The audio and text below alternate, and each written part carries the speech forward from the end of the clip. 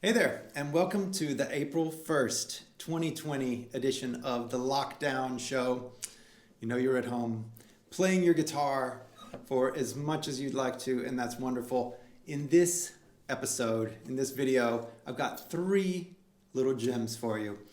To wrap it up, we'll have a deep dive phrasing lesson and phrasing exploration of one of the most iconic and beautiful tunes of all time. It's stirring, it's lovely, it's one of your favorites, and so that'll be a good time. But first, I've got a concept and a tip for you as well. So first off, I just read a book called The Secret, The Danish Secret of Happiness, or something like that. But it's all about the concept of hygge and hyggelig times. And this is the Danish study and appreciation of all things cozy and comfortable and wonderful. Think fireplace, hot cocoa, candles, friends, or by yourself reading a book, cooking things that take hours. Just all this, that wonderful home life that is so nesty and lovey and warm. We can have that in each of our days. So if you'd like to, I think it's Hygge, and so you can Google it. But it's so wonderful that they have a word for this, and it's evidently the national credo, and that's why Denmark is one of the happiest nations in the world, is because they're all about sweets and good food and friends and wine and the whole nine yards. So I'm a fan. I think this is a great concept and something that we could bring to all of our lives, more of nice lighting, good food, and relaxing with a good book. All right, so that's hygge. Have a hyggelig time. So the next thing is a concept, or is a tip I got from Safi Bahcall. Safi Bahcall is a East Coast biotech guy, really smart. He wrote a book called Loon Shots, and I read this book last year. It's got great stories in it about balancing creativity and the work that needs to get done just day to day. And so I really enjoyed it. But he, on a podcast I was hearing him, he mentioned how he gets to sleep at night when his mind is racing.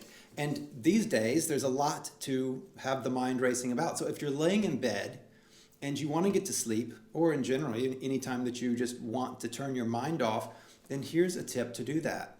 So it's just generating two-digit numbers. What's a two-digit number? Anything from 10 to 99 is a two-digit number. And instead of counting, like counting sheep, or counting your blessings instead of sheep or anything like that, instead you generate these randomly. So it would sound something like this: 36, 75, 91, 13, 43. See, you're just already getting sleepy, right?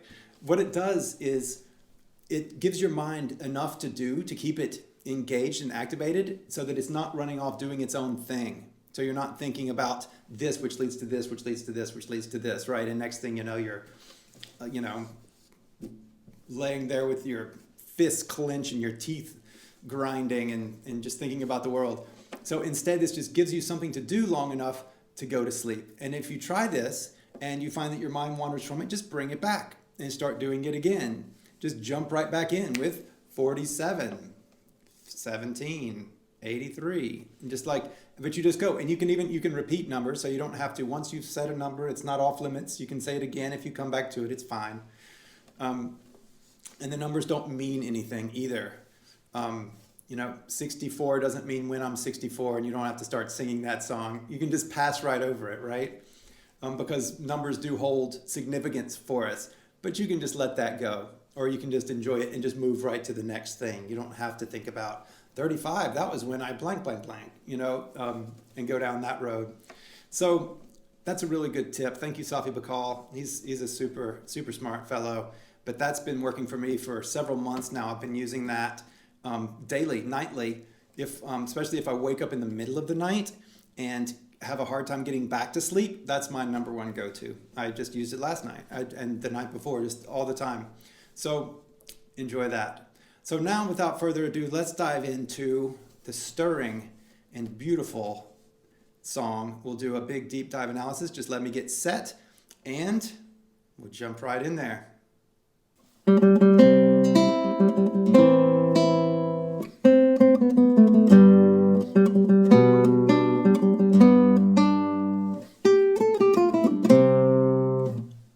Cucaracha. It's a wonderful tune, not just because it's about a roach with no legs, but because it is so syncopated. And that is what we're going to be talking about as we talk about La Cucaracha, is how to play these offbeat rhythms so that they're really lively and energetic and just have more energy than they otherwise would. So, are you ready? Let's jump in. All right, so this is a wonderful example of this because there is so much of it, right? There is so much syncopation here. So whenever I say syncopation, I'm talking about this note right here. It comes in on an offbeat, right? So it's not just straight 4 on the floor. It comes in ba ba ba ba. It's that that is what we're talking about. And when it happens all over the place, we have a rest on the downbeat here, and then it comes in after that. So that's what we're talking about. So whenever we have these, the very first thing is that we know exactly where they fall on the beat. So we count it. So here we're in 4/4 time. And so then this is the and, 4, and. So we come in with and, 4, and, right? And 4, and 1, and 2, and 3, and, that's not 4, and 4, and. So then if you look at the ones that actually have notes on them, can't even see what I've written there, then what you have is, that's so sloppy, let me just try it again. 1 and 2 and 3 and 4 and, that's better, 1. So now you can see it's and these are the notes that are coming in on the ands generally. So that's what we're doing here. So here's the rule. Whenever you have this type of writing, you want to elongate the long notes and come in as late as possible on those offbeat notes. So instead of putting it, we want to still put it in time. We just want to put it as late as possible and keep it in time. So we could just play it. It's a little bit sloppy, but it sounds a little bit flaccid. But if we just really wait and punch that and make the offbeat, I'm talking about the high E right here, as late as possible, and this one as late as possible, well then,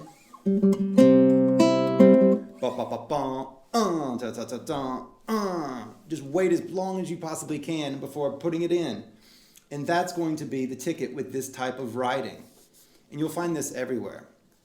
Whenever you have syncopations, elongate the long notes and just wait as long as possible. What it does whenever we do this is that it exaggerates the fact that the note is coming in at a funny place. It draws our attention to it a little bit and makes it really intentional. Yes, I'm not just coming in the wrong place. I'm coming in on the wrong place on purpose, and I'm bringing it, right? So that's the thing. Same thing right here. This is the one. This comes in on the and. This comes in on the and. So, and, 2 ands. I'm making my ands backwards for some reason. It's very strange. So, and, 2. So, and then the 1 is right there. So 1 and, 2 and. So instead of rushing those, 1 and, wait as long as you can. 1 and, dun dun dun dun dun. And this is this just makes syncopated rhythms so much more fun and alive. Okay, so that's lesson 1 for this. Is whenever we have syncopations, wait as long as possible before the syncopated note, right? That one, wait as long as possible here. Wait as long as possible here. Elongate the gaps. The next thing is whenever we have an entrance on a syncopation. Normally, in our basic phrasing rules, we see repeated notes and we want to start them quiet and get louder, right? That's the general thing whenever we see repeated notes. That's the rule, right? And it is true, that builds energy for them, right? That makes them to where they're more alive. You have repeated notes, we want to do something with them. We don't want to fade out because that saps the energy. Once in a while we do that, but usually not, especially mid-phrase like this, or at the beginning of a phrase. Or even at the end of a phrase. It's more times than not, it's going to sound better to get louder with repeated notes than to get quieter. The fade out it's really hard to recover from. So that's the normal thing. Then that means that we have to start them quiet. Well, here's the rub. When we come in on an offbeat, when we come in on a syncopation, it oftentimes sounds best to treat it like an interruption and accent it. Da da da da, da da da. So we're actually giving a slight accent, and it doesn't have to be a big deal to these, but it's a slight accent to the entrance when it's on an offbeat, right? When it's on the and of something. And so when we do that, then we have something else, because now the first note's loud. Where do we go from there, right? So that means that we end up kind of coming down for the second and then trying to get louder past that. And so it kind of goes, it's that kind of shape. Left gator mouth, right gator mouth, if you want to call it that. So this would end up slow like this. So front, back, front.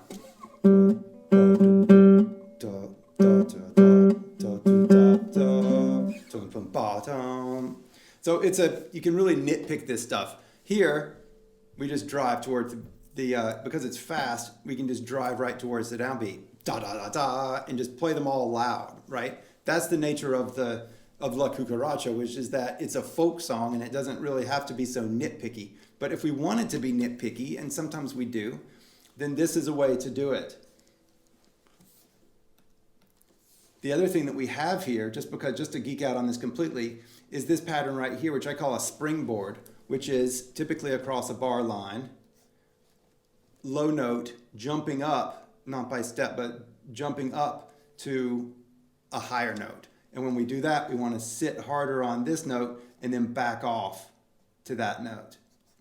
And that just makes the top note kind of float out of it. Now, this is a raucous song, and it's going to be less, we don't need to be so nuanced with it, but still, just looking at it, that's a pattern. That's a phrasing pattern that we can use for our dynamics.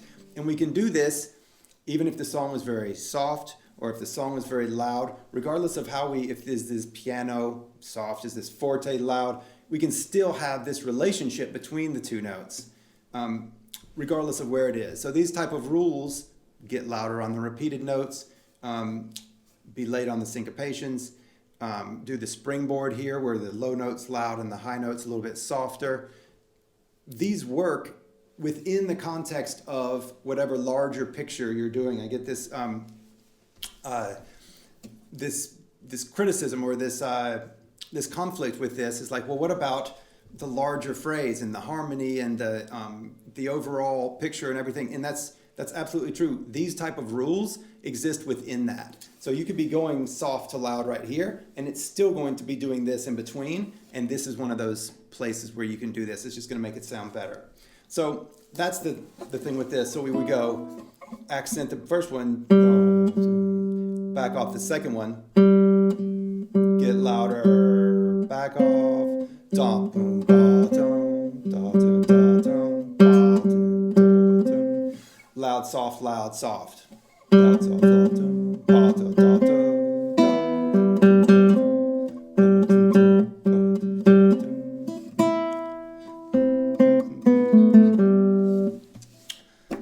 All right. So that's the springboard and the coming in on the syncopations. We're just going to pick this thing apart with all the little devices. The next thing is this right here, these doubled notes, right? B, B, A, B, G. And so whenever we have straight rhythm, it's a little going to be different for these right here because they're a different, because they're the syncopated notes. And so it's a little bit different story. But whenever we have doubled notes on the beats, 3 and 4 and 1, da, da, da, da, da. It's more, and this is true going down or going up, it's usually going to be, the interesting part is the switch to the new note, not the second repeated note. So instead of thinking da, da, da, da, da, we can think da, da, da, da, da. So we can pair the notes in our mind this way instead, which is focusing on the moving note. And so what would that actually mean in sound?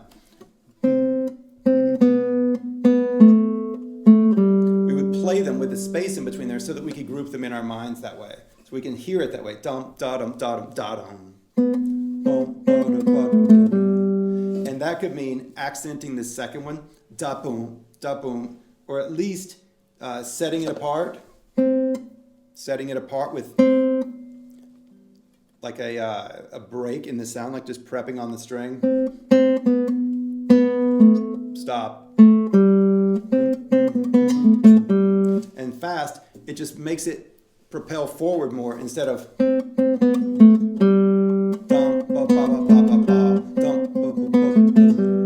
so you could actually overtly accent the second one, and that would kind of give you the same thing at speed, because it just drives it forward. And in something like this that's syncopated, then it just fits into the overall syncopated scheme of it as well.